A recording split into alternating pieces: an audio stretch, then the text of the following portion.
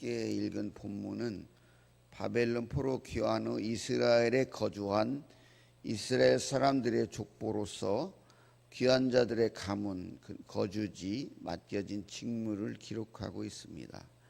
1절에서 34절은 포로 귀환자들의 족보이고 35절에서 44절은 사울의 가계를 기록하고 있습니다.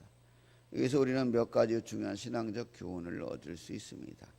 첫째는 하나님을 떠나면 멸망입니다. 1절은 유다가 범죄함으로 말미암아 바벨론으로 사로잡혀 갔더니라고 이 이스라엘 백성들이 바벨론의 포로로 끌려가게 되었던 이유, 그 이스라엘의 멸망의 이유를 간단하게 얘기하고 있습니다.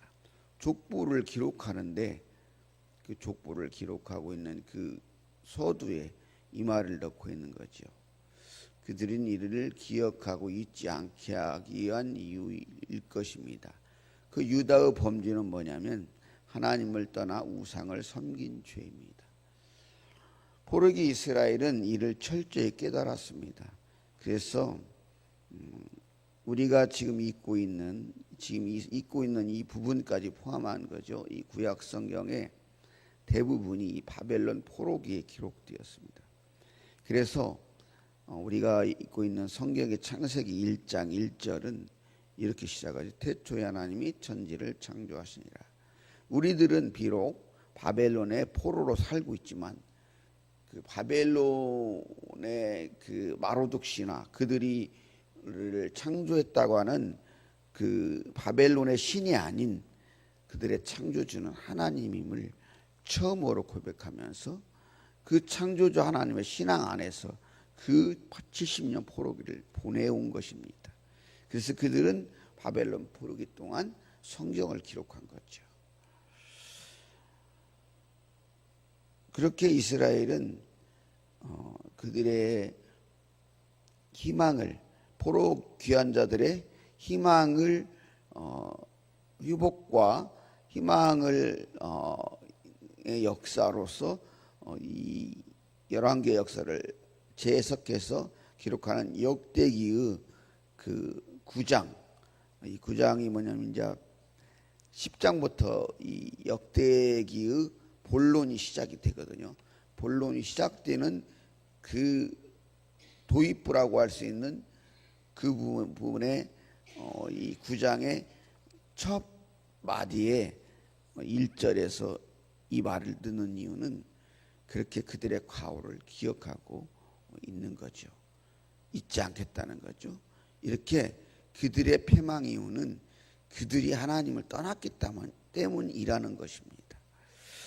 하나님을 떠나는 순간 우리는 그 하나님의 보호의 손길에서 사라지게 되는 거예요. 최초의 아담이 선악과를 따먹음으로써 에덴 동산에 떠나서 쫓겨난다는 의미는 그냥 에덴 동산에 누리는 그 혜택, 여러 가지 유익들, 뭐 그런 것들을 잃어버린다는 간단한 그 차원이 아니고 하나님의 보호의 손길에서 하나님 안에 있음으로 해서 부족함이 없던 모든 것이 완전하고 그 모든 것이 충족되었던 그 상태를 잃어버리는 것이 되는 거예요. 그래서 그 이후로 인간은 부족함에 허덕이게 되는 거예요. 영적, 육적 모든 부족함에 허덕이며 살게 된 거죠. 그런 것처럼 하나님을 떠나는 순간 인간은 그래서 결국에는 멸망의 길에 들어서게 되는 거예요. 그래서 여러분, 우리는 어쨌거나 하나님을 떠나면 안 되는 거죠. 그것을 이스라엘 역사는 우리에게 교훈하고 있는 거예요. 하나님을 떠나면 멸망이다.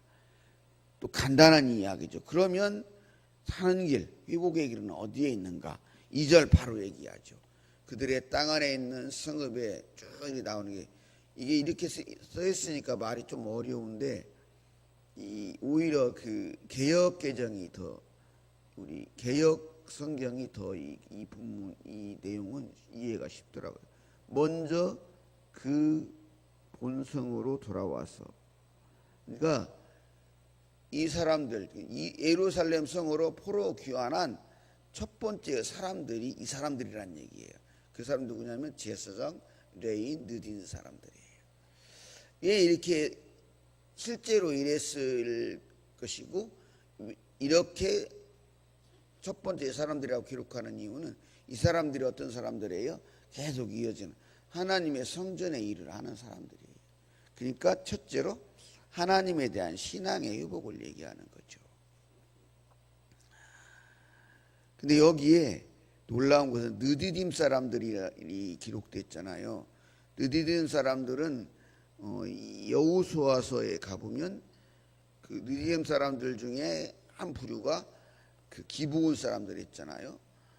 그래서 이 거짓으로 속이고 이스라엘 여호수아에게 토항했던 그 가나안 족속이죠. 그 사람들이 어떤 일을 하면 장작 패는 일, 또 문지기 일, 뭐 이런 일들을 했어요. 성전에 잡다한 일들을 그 제사장들이나 레인들을 도와서 했던 사람들이죠. 그 사람들이 이제 그 많은 세월이 지난 후에 이렇게 이스라엘 백성들과 함께 이스라엘로 귀환을 했다는 거예요. 놀라운 일이죠. 왜냐하면 당시 70년을 바벨론을 살다 보니까 이미 그 사람들은 바벨론의 터전을 잡고 살만해요. 그런데 이제 성도 무너지고 뭐 와서 먹고 살 길도 없는 예루살렘으로 돌아온다는 것은 쉽지 않은 일이에요. 그래서 숫자가 적은 거예요. 그 많은 포로가 끌려갔지만. 그런데 그 이스라엘의 원래의 족속도 아닌 그 투항했던 그 가나안 족속이 같이 이렇게 왔다는 거예요. 이 말 속에는 그만큼 하나님께 이스라엘 백성들이 돌아왔다는 의미가 있으면서도 그 길 위에는 회복의 길이 없다.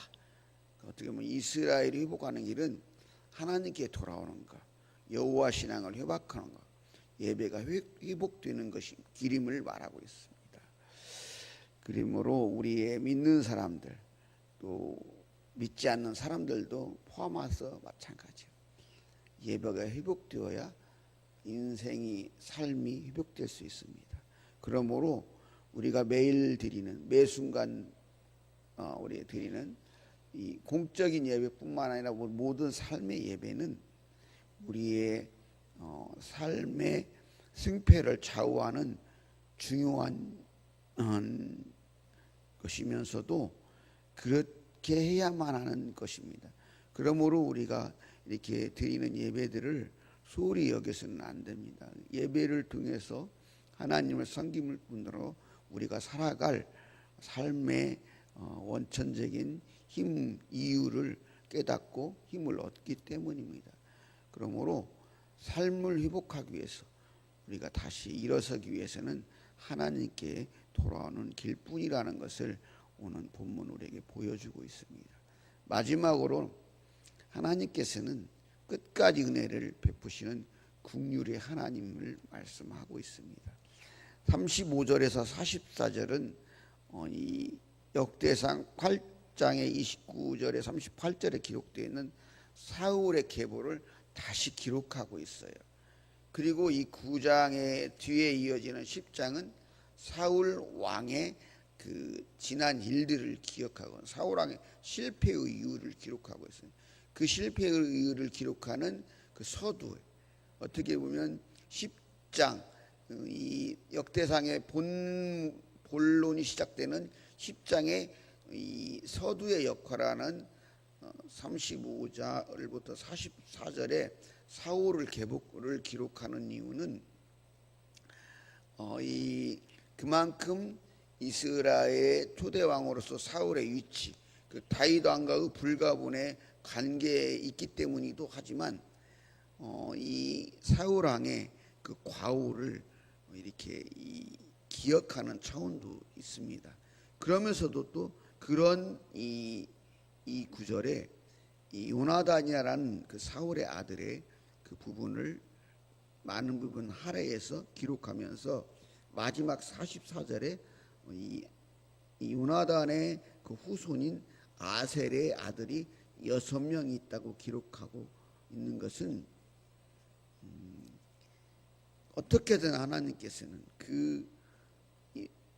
그런 그 하나님의 뜻대로 살지 않음으로 해서 10장에 나오는 그러한 그 불행한 죽음을 맞이한 그 사울 왕의 후손에게도 그 다윗을 도왔던 요나단의 이름을 부각시키면서 그 마지막 44절에 그 아들이 6명이나 후손이 아셀이 아들이 6명이나 되었다 하면서 기록하는 것은, 그럼에도 불구하고 이렇게 하나님께서는 그 사울의 가문에도 은총을 베푸시는 하나님, 그 사울이라는 이름 자체가 언급된 것 자체가 은혜이지만 그것을 얘기하는 거죠. 그리고 이 44절에 언급된 그 아셀의 그 아들들의 이름을 보면은 또 그 의도가 알 수가 있습니다. 제가 한 명은 빼먹었는데, 아스리감, 대적에게 아세라라는 이름부터 생각해 보면 아슬은 구하다, 구별하다. 아스리감은 대적에게 구원하다. 복으로는 그는 장자이다. 이스마엘은 하나님께서 들으시다. 오바댜 여호와를 섬김. 하난 자비롭다. 그렇게 회복을 이렇게 이름 속에서 이렇게 다 은연 중에 이렇게 보여주고 있는 것이죠. 이게 우리에게 희망입니다. 우리가 잘나고 우리 믿음이 좋아서가 아니고 끝없는 하나님의 은혜로 저희들이 여기에 서 있는 거예요. 저도 마찬가지고 매일 그래요. 저도 새벽마다 일어날 때마다 느끼는 게, 하나님의 은혜가 아니면 우리가 오늘이 있습니까? 그럼 뭐 여러분 교만하지도 않고 낭망할 이유도 없습니다. 그 신실하신 하나님의 은혜 안에서 오늘 또 기쁘고 행복한 날, 하나님의 은혜 충만한 날 되시기를 소망합니다.